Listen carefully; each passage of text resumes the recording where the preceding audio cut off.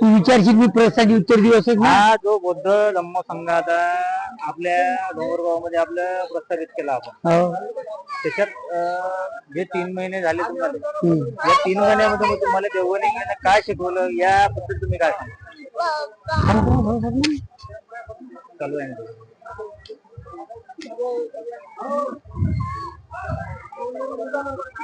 जो हा ग्रंथ पठणाचा कार्यक्रम हा आषाढ पौर्णिमेपासून ते अश्विन पौर्णिमेपर्यंत असते. पूर्वीपासूनच तथागत भगवान बुद्धांनी हा नियम घालून दिलेला आहे. कारण वर्षामध्ये बंदी एका ठिकाणी राहून धम्म पठण करतात आणि तिथील लोकांना धम्मपदेश देतात. आमचं गाव डोंगरगाव इथं औक्षमान देवगणिंगले गुरुजी हे कांशिनीवरून जवळजवळ 31 किलोमीटर आमच्या गावाला येतात. आले आणि बौद्ध धम्म संघाबद्दल बरीच माहिती दिली.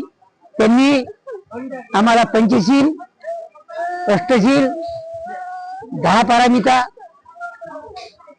काया वाचा मन यांच्यापासून जी पाप होतात, ज्ञानेंद्रियापासून जे पाप होतात, ते पाप आपण केलं नाही पाहिजे त्याच्याबद्दल बरीचशी माहिती दिली. आणि प्रज्ञाशील करुणा यांची सुद्धा त्यांनी आम्हाला माहिती करून दिली. त्यांनी साध्या आणि सरळ भाषेत आम्हाला धम्म समजावून सांगितला. तो आम्ही आत्मसात केला आणि आचरणात आणण्याचे प्रयत्न करून राहिलो. मला असं वाटते की आतापर्यंत अशी काही सुधारणा वाटून राहिली की बायामध्ये बरीचशी सुधारणा झाली.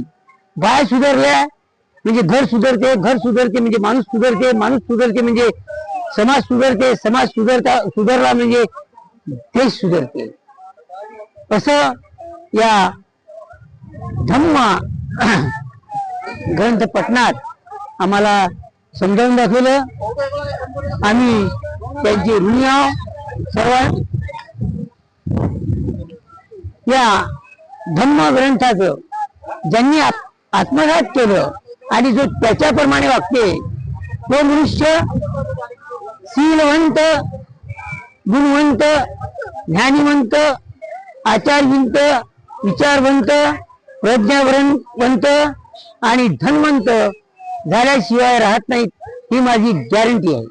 हे सर्व श्रेय देवगण भाऊ इंगळे गुरुजी कांशिनीकर यांना जाते. त्यांचं मंगल हो, मंगल हो, मंगल हो. सर्वांना जय भीम. आपला परिचय सांगा का. जय भीम. जय जय. मी रामभाऊ मानाजी इंगळे, माजी उपसरपंच डोंगरगाव येथील रहिवासी आहे.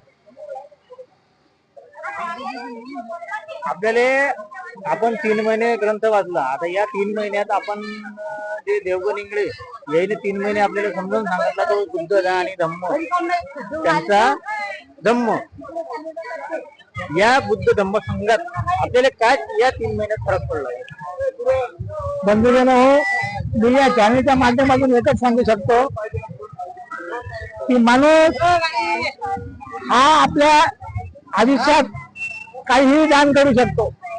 पैसा आपला सर्वच काही दान करू शकतो, पण ज्याला ते सर्वात मोठं दान म्हणतात त्या दानापासून, जे दान आपल्यापासून कधीच सरत नाही असं धम्मज्ञान आमच्या इथं कांचिवणी इथून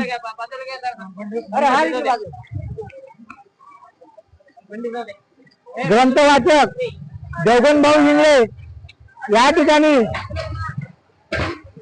म्हणजे मागच्या वर्षी आणि या वर्षी या 2 वर्षाच्या कालावधीत खरोखरच आमच्या गावचा एवढा विकास झाला. आणि विकास म्हणजे आमच्या तिथं कोणीच काही बसत नव्हतो. मी देवगण भाऊजी इंगळे यांना खरोखर मनापासून हार्दिक शुभेच्छा करतो. ते कौतुकास पात्र आहात. असा जर माणूस गावागावात जर एक झाला तर मी नक्कीच सांगतो आपण जे स्वप्न पाहिलं बाबासाहेबांचं स्वप्न जे आहे ते स्वप्न साकार होण्यासाठी काहीच टाइम लागणार नाही. तरी माझी जे या व्हिडिओवर लाईव्ह पाहून आले हे कुणाला थोडासा तरी धर्माबद्दल जातीबद्दल विचार करण्यासारखी गोष्ट आहे. आपल्या समाजात बाबासाहेबांना काय केलं, जो उठतो तो एकच गोष्ट सांगतो, बाबासाहेबांना एवढं मोठं कार्य केलं. बाबासाहेबांना काय केलं हे सांगण्यापेक्षा माझी हात जोडून विनंती की आपण काय करावं, स्वतः शिकावं. 22 प्रतिज्ञा दिल्या आपल्याला, 22 प्रतिज्ञा सांगण्यासाठी नाही दिल्या. त्या 22 प्रतिज्ञा आपण जिथपर्यंत अनुकरण करत नाही तिथपर्यंत आपल्या धर्माचं काहीही फायदा नाही, एवढी बोलतो. आणि दुसरी गोष्ट या माध्यमातून मी एक गोष्ट आपल्याला सांगू इच्छितो की बुद्धविहारा महाबोधी बुद्ध विहारासाठी जे विनोदारे भंतेजी आहात त्याने तो धम्म रैली यात्रा सुरू केली. यासाठी आपलं तन मन धन जे काय असेल आपल्याला ज्या प्रकारे मदत करायची असेल त्या प्रकारे मदत करा.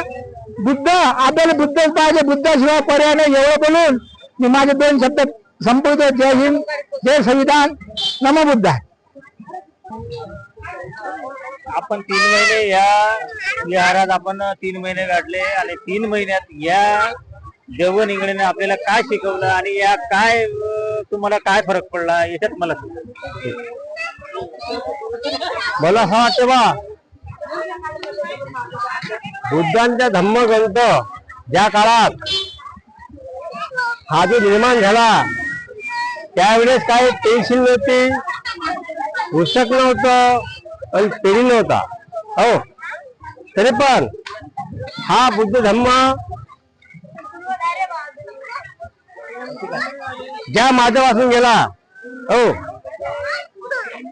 हा धम्म जो आहे त्या काळातली गोष्ट सांगतो तुम्हाला मी. जवळपास समजा असं समजून आपण मी पाहिलंय आणि मला आठवते नाही, पण वाचताना बुद्धांनी धम्मग्रंथ वाचताना 2000च्या जवळपास समजा 2500 वर्ष होऊन गेले. मागच्या काळ पाहिलं तुम्ही तर त्या काळात काही पेन नव्हता, पुस्तक नव्हतं, पण बुद्धाने जे दीक्षा म्हणजे जे शिकवली ज्या लोकांनी धम्माच्या विचारानं जे आश्रय आणलं त्या लोकांना मला असं वाटतं बा 4-5 देशात तो धम्म ग्रंथ गेला. पुन्हा सांगतो गेल्यानंतर बाबासाहेबांना भारताची घटना लिहिली, त्याला काही काळ लागला नाही, पण बाबासाहेबाला बुद्धांचा धम्म ग्रंथ लिहिताना 5 वर्ष लागले. भारतीय संविधान लिहिताना बाबासाहेबाला काय 2 वर्ष काय 2 महिने 18 दिवस लागले असतील, पण बुद्धांनी धम्म लिहिताना बाबासाहेबांना 5 वर्ष लागले. 5 वर्ष. कारण बाबासाहेब हा या देशातली संस्कृती बुद्ध आणि धम्माची संस्कृती मगध राहिल्यानं हे आपली पाली भाषा, या पाली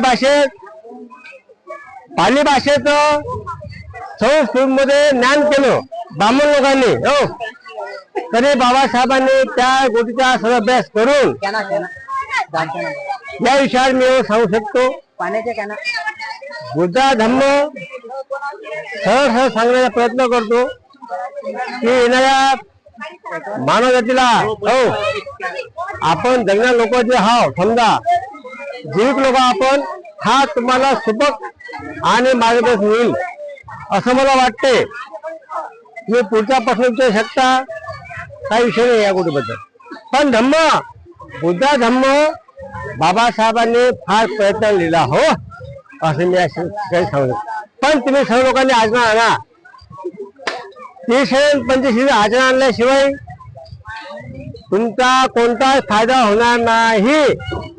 ज्या पदामध्ये धम्म ऐकतो धम्माचे पद आपले समजतात, अर्थ समजते, पण आचरणात आपण आणावं असं या निर्मल ज्ञान बुद्धाच्या समोर मी सांगतो. जय भीम.